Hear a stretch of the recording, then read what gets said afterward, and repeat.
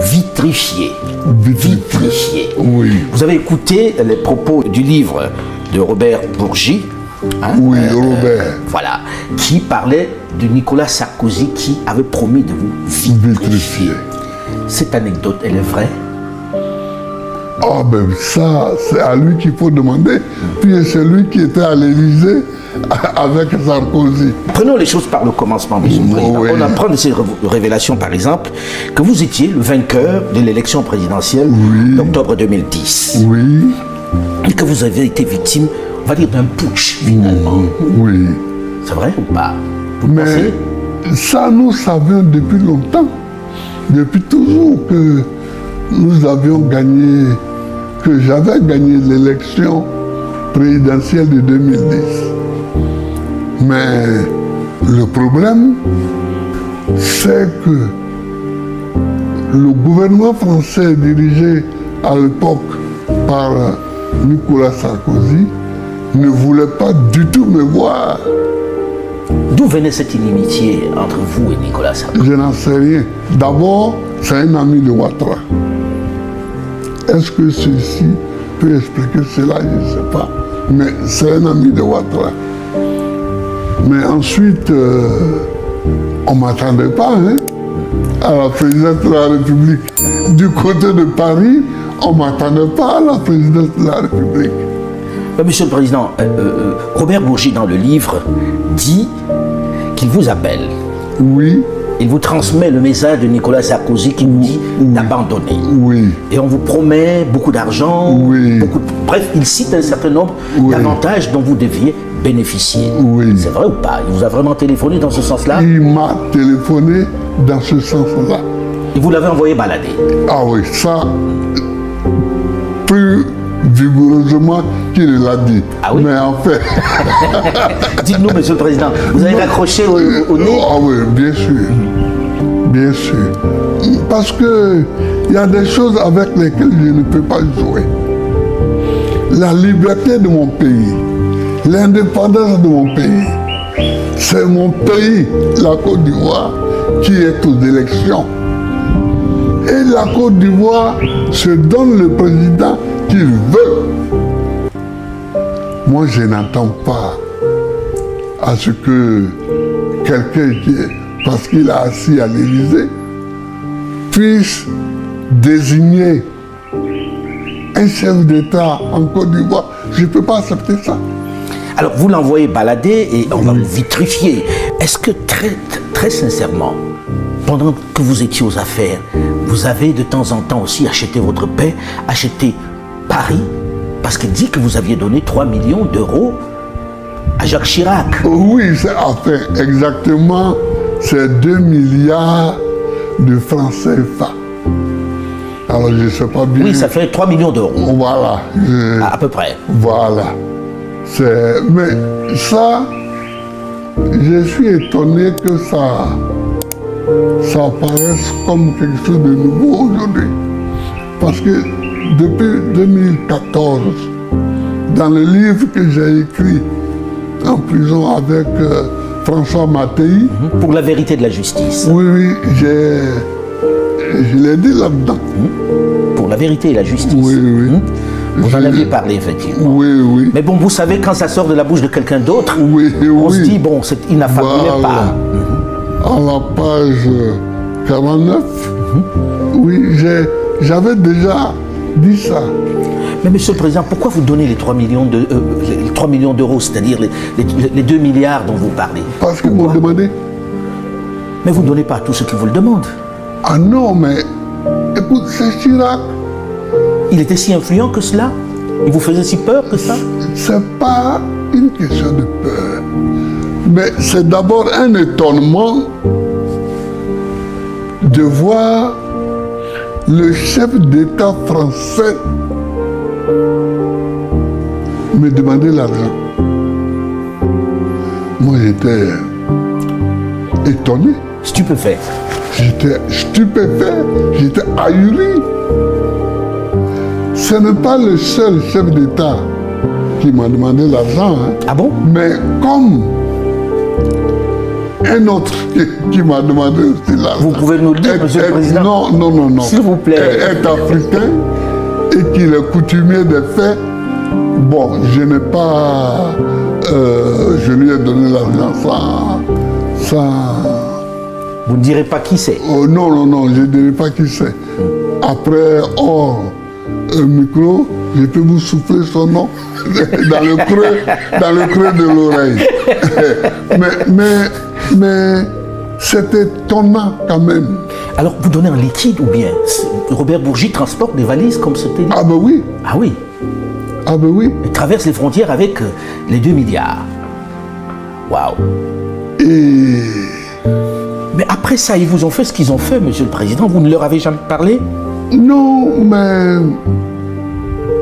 Et Chirac, au moment où il reçoit l'argent, il m'appelle, Laurent, je ne suis pas un ingrat. Ah, il vous a dit ça?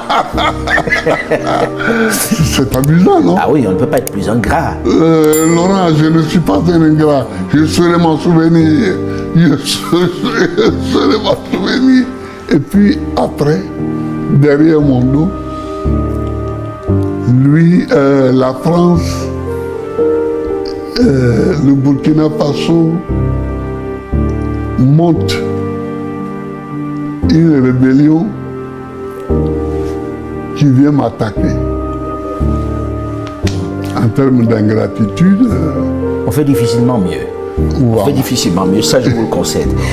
Monsieur le Président, quand on écoute tout ceci, on a envie de dire, est-ce que ça ne remet pas en cause la légitimité même du président Alassane Dramane Ouattara? Parce que là, quand on écoute ça, on se dit, la France lui a donné le pouvoir, puisque on dit qu'il n'a pas gagné les élections présidentielles. Mais moi, il y a longtemps que je l'ai dit, il y a longtemps que je l'ai dit, je leur ai même proposé en 2011 de venir recompter les bulletins de vote. Et ils allaient voir la nature de certains bulletins de vote. À Bouaké, par exemple, qui était la capitale de la rébellion, les gens ont décidé de donner 100 000 voix de plus à Ouattara. En même temps, on se dit, il y a de la jeunesse. Oui. Pourquoi vous ne promouvez pas plutôt cette jeunesse-là pour prendre la place et vous reposer? Parce que vous y avez droit maintenant. Mais pourquoi les promouvoir peut-il vouloir dire s'asseoir? Même l'acte de les promouvoir, ça fait partie du combat. Donc vous pensez que, Oui. à votre âge, vous devez être encore à la tête pour promouvoir ces jeunes-là, pour mener ce combat-là? Moi, je vais me battre jusqu'à la fin de ma vie. Je vais me battre parce que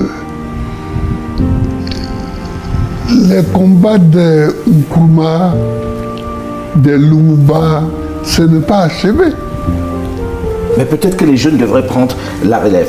Monsieur le Président, vous avez été pendant 7 ans à la Cour pénale internationale comme prisonnier. Vous êtes resté encore quelques années en Belgique en attendant que vous soyez acquitté. Vous l'avez été. Vous êtes revenu au pays depuis 3 ans maintenant. Et vous êtes en train de vouloir à nouveau être candidat, mais pèse sur vous une condamnation de 20 ans qui ne vous permet pas d'être éligible. Comment vous allez faire pour être candidat lorsqu'on sait que vous avez ce coup près là qui vous interdit d'être candidat? C'est tout ça la bataille. C'est tout ça la bataille. Mais pour faire court et expliquer, cette condamnation vient du fait qu'on m'accuse d'avoir braqué la BCEAO, c'est-à-dire la Banque centrale des États de l'Afrique de l'Ouest. Voyez-vous Gbagbo Laurent en train d'aller braquer une banque. Vous n'avez pas donné d'ordre d'aller braquer cette banque? Bon, donc c'est grotesque. C'est grotesque, mais c'est tout ça la bataille. C'est-à-dire qu'on ne recule devant rien pour nous contrer. Pour vous, c'est une cabale, Monsieur le Président? Ben, Dès qu'ils ont su que j'étais en train d'être acquitté à la CPI, ils ont monté quelque chose ici. Parce que pour eux, ils m'avaient envoyé à la CPI, c'était ad vitam aeternam. Or, voici que je m'apprêtais à revenir. Donc, ils ont monté une petite cabale. Pour vous, c'est une cabale, il n'y a rien à vous reprocher sur ce braquage-là de la BCEAO? Mais vous ne vous reprochez rien? Il n'y a jamais eu de braquage. Monsieur le Président, aujourd'hui, il y a un risque que vous ne soyez pas candidat. On a entendu le patron, le président de la Cour électorale indépendante dit que vous êtes inéligible. Comment comptez-vous faire pour être candidat dans ce cas? Mais vous savez, en 1990, les mêmes personnes disaient que je n'allais pas être candidat contre fouet. Mais j'ai été candidat contre fouet. Et cela a ouvert la route au multipartisme. Et cela a ouvert le débat politique. Donc, mon rôle est un rôle de précurseur toujours. De pionnier. Oui, de pionnier. Alors, Monsieur le Président, lorsque l'on regarde le landerneau politique ivoirien, on s'interroge, on se dit il n'y a pas de renouvellement véritable de la classe politique. On entend encore dire que le président Alassane Dramane Ouattara pourrait accéder, pourrait encore être candidat en 2025. Qu'est-ce que cela vous inspire? Ce n'est pas dans la situation où nous trouvons maintenant la durée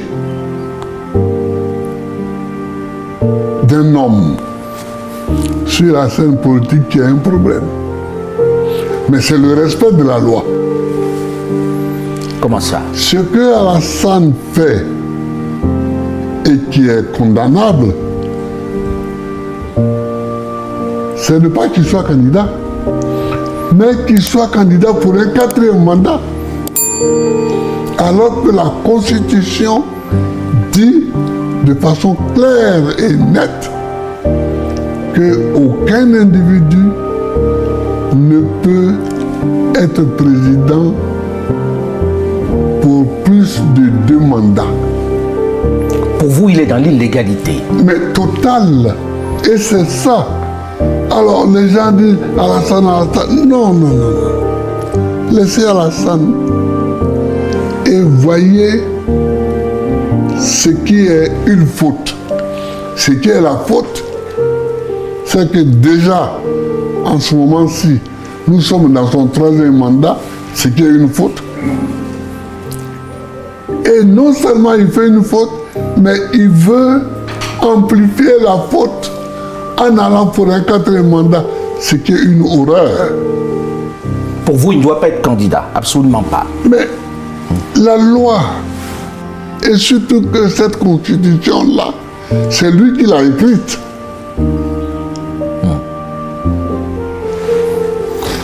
Donc vous vous opposeriez s'il venait à être candidat pour un 4e mandat? Mais je suis contre le fait qu'on piétine la loi.